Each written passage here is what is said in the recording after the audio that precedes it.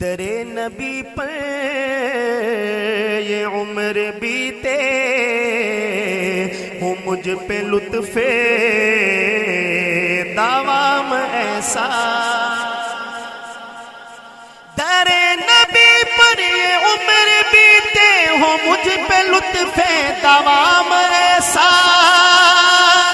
کہ مدینے والے کہیں مقامی وہ ان کے در پر قیام ایسا، مدینے والے کہیں مقامی وہ ان کے در پر قیام ایسا، مدینے والے کہیں مقامی وہ ان کے در پر قیام ایسا۔ مجھے کو دیکھو وہ بے طلب ہی نوازتے جا رہے ہیں پہ ہم، مجھے کو دیکھو وہ بے طلب ہی نوازتے جا رہے ہیں پہ ہم، نہ میرا کوئی عمل ہے ایسا، نہ میرا کوئی ہے کام ایسا، نہ میرا کوئی عمل ہے ایسا، نہ میرا کوئی ہے کام ایسا۔ بلال سبحان اللہ، ایک عاشق صادق کا نام سنے اور اشاق میں ہلچل نام، بڑے تعجب کی بات ہے۔ میں دوبارہ پھر یہ نام لیتا ہوں اور آپ کی سبحان اللہ جو ہے وہ کم از کم چھتیں کراس کرنی چاہیے محبت کے ساتھ۔ کس دیوانے کا نام ہے؟ بلال۔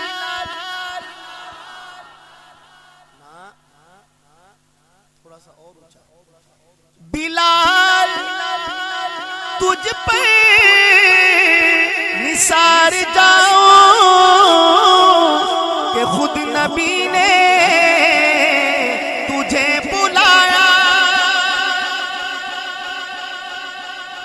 مدینہ میں ہمارے آقا کا انتقال ہوا تو بلال نے اذان پڑھی، پہلی ظہر کی اذان تھی۔ جب بلال نے کہا اشہد ان محمد رسول اللہ تو بلال کی ہچکی بن گئی اور واپس تشریف لائے، بڑی مشکل سے اذان پوری کی اور کہنے لگے کہ مدینہ والوں آج کے بعد بلال اذان نہیں پڑھے، اور جدائی سرکار کی برداشت نہیں ہوتی تھی تو یہاں سے ہجرت کی، دمشق چلے گئے۔ کافی وقت گزرا درمیان میں تو خواب میں سرکار نے ایک مرتبہ فرمایا کہ بلال یہ کیسی بے وفائی ہے، تم تو کبھی ملنے بھی نہیں آتے۔ علامہ اقبال نے کہا تھا وہ آستان نہ چھٹا تجھ سے ایک دم کے لیے، کسی کے عشق میں تو نے مزے ستم کے لیے، جفا جو عشق میں ہوتی ہے وہ جفا ہی نہیں، ستم نہ ہو تو محبت کا کچھ مزہ ہی نہیں۔ اور اگلے مصرے کیا شاندار ہے کہ ادائے دید سراپا نیاز تھی تیری، کسی کو دیکھتے رہنا نماز تھی، ازاں ازل سے تیرے عشق کا ترانہ بنی، نماز اس کے نظارے کا ایک بہانہ۔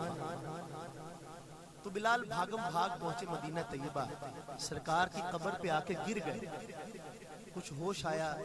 اہل مدینہ نے عرض کیا کہ حضرت بڑے عرصے بعد آپ تشریف لائے ہیں، آج ہمیں سرکار کے زمانے والی اذان تو سنا۔ بلال نے کہا تم جانتے ہو کہ میں نے کہا تھا کہ میں آج کے بعد اذان، تو لوگوں نے کہا کوئی سفارشی ڈھونڈو جن کی بات کو بلال ٹال نہ سکے۔ تو نگاہیں اٹھی دو شہزادوں پہ جا کے ٹھہر گئیں، ایک کو حسن کہتے ہیں اور ایک کو، ان دونوں نے بھی جا کے کہا کہ چچا جان آپ بڑے عرصے بعد تشریف لائے ہیں، اہل مدینہ کی بھی خواہش ہے، ہم بھی آپ سے درخواست کرتے ہیں، اب انکار کی کوئی گنجائش نہیں تھی۔ پھر بلال اس جگہ پہ گئے اور جب بلال کی آواز گونجی نا مکہ مدینہ طیبہ میں، تو کیا مرد، عورتیں، بچے، بوڑھے، نوجوان، بیمار، تندرست، سب مسجد نبوی کے دائیں بائیں جمع ہو گئے، اور لوگ اتنا روئے کہ لوگوں کی زبان پہ جاری تھا کہ مؤذن رسول آئے ہیں، شاید کہیں سے رسول بھی آ جائے۔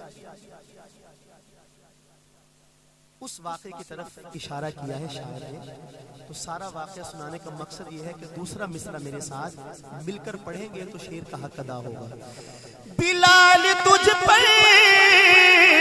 نثار جاؤں کہ خود نبی نے تجھے بلایا، نصیب ہو تو نصیب ایسا، غلام ہو تو غلام ایسا، مل کے کہیے نصیب ہو تو نصیب ایسا، غلام ہو تو غلام ایسا، بلال جیسا نصیب ہو تو نصیب ایسا، غلام ہو تو غلام ایسا، ہے جتنے عقل و خرد کے دعوے سب ان کی کر دے، سفر میں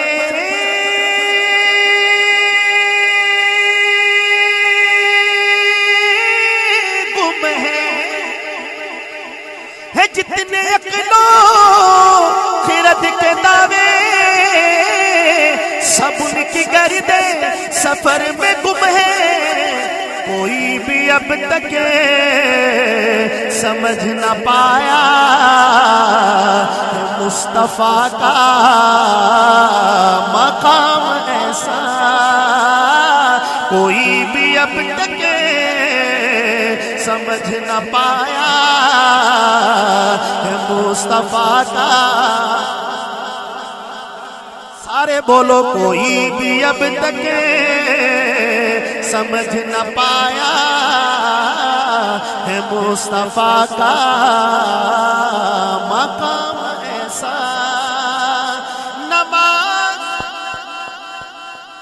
اقصی جب پڑھائی تو انبیاء رسول یہ بولے، سبحان اللہ، کیا بولے؟ مصرع اتنا شاندار ہے تو ہونا تو ایسا ہی چاہیے، ذوق کا تقاضا ہے کہ آدھا مصرع میں پڑھوں تو باقی آپ پورا کریں، لیکن چلو جیسے آپ کا دل چاہے۔ بہت اچھا مصرع اور شاندار مصرع۔ نماز اقصی میں جب پڑھائی تو انبیاء رسول یہ بولے، نماز ہو تو نماز ایسی، امام ہو تو امام ایسا، نماز ہو تو مل کے نماز ہو تو نماز ایسی، امام ہو تو امام ایسا، نماز ہو تو نماز ایسی، امام ہو تو امام